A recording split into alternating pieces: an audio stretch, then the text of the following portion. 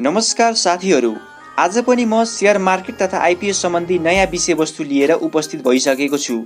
आजको बसाइमा रहेर हामीले सबैभन्दा धेरै किता भएका तथा आइपिओमा आवेदन दिएका सबै लगानीकर्ताहरूलाई पर्ने आइपिओहरू कुन कुन हुन्, नेपाल धितोपत्र बोर्डले आइपिओ निष्कासनको अनुमति कहिले दिन्छ तथा यी कम्पनीहरूको आइपिओ कसले भर्न मिल्छ भन्ने बारेमा जानकारी गराउनेछु।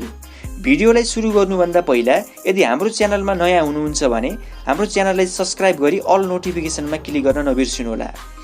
सर्वप्रथम नेपाल धितोपत्र बोर्डबाट आइपिओ निष्कासनको अनुमति कुरिरहेको कम्पनी सिउरी न्यादी पावर लिमिटेडले आइपिओ निष्कासनको लागि नेपाल धितोपत्र बोर्डमा 3,03,60,784 किताको लागि 2081 1 महिना 18 गते आवेदन दिइसकेको छ।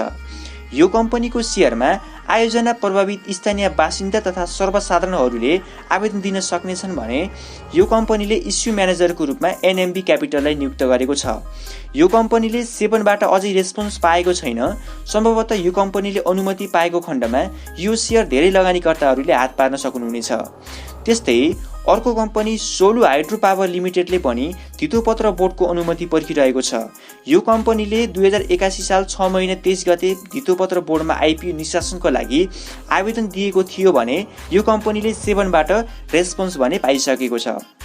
सम्पूर्ण प्रक्रिया मिलेको खण्डमा यो कम्पनीले पनि छिटै आइपिओ निष्कासनको अनुमति पाउनेछ। यो कम्पनीले 2 करोड किताको लागि आइपिओ निष्कासन गर्नेछ भने बिक्री प्रबन्धकको रूपमा नोबेल इन्भेस्टमेन्टलाई नियुक्त गरेको छ। यो कम्पनीको आइपिओ पनि धेरैजना नागरिकहरूले पाउन सक्नुहुनेछ। त्यस्तै अर्को कम्पनी रहेको छ डिस मिडिया नेटवर्क।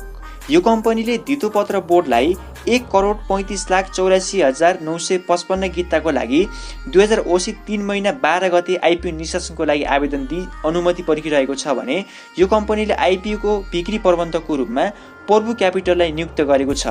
यो कम्पनीले सर्वसाधारणको लागि मात्र आइपिओ निष्कासन गर्ने हुनाले आइपिओ भर्ने जति सबैले 10 किता हात पार्न सक्नुहुनेछ। त्यस्तै अर्को कम्पनी सानीगढ हाइड्रो लिमिटेडले पनि आयोजना प्रभावित स्थानीय बासिन्दा तथा सर्वसाधारणको लागि 85,50,000 किता बराबरको शेयर निष्कासनको लागि 2080 साल 12 महिना 6 गते धितोपत्र बोर्डमा आवेदन दिएको थियो।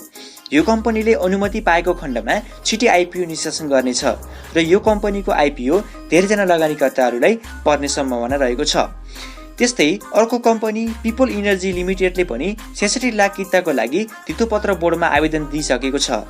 यो कम्पनीको बिक्री प्रबन्धकको रूपमा सानीमा क्यापिटल रहेको छ भने यो कम्पनी हाइड्रो पावर सेक्टर अन्तर्गत पर्ने कम्पनी भएको कारणले गर्दा यो कम्पनीले पनि धितोपत्र बोर्डबाट छिट्टै अनुमति प्राप्त गरी सर्वसाधारणको लागि आइपिओ निष्कासन गर्नेछ।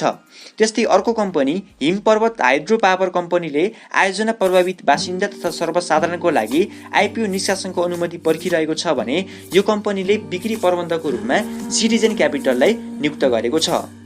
साथै यो कम्पनीले धितोपत्र बोर्डबाट अनुमति पाएको खण्डमा 59,15,000 किताको माग गर्दै आइपिओ निष्कासन गर्नेछ।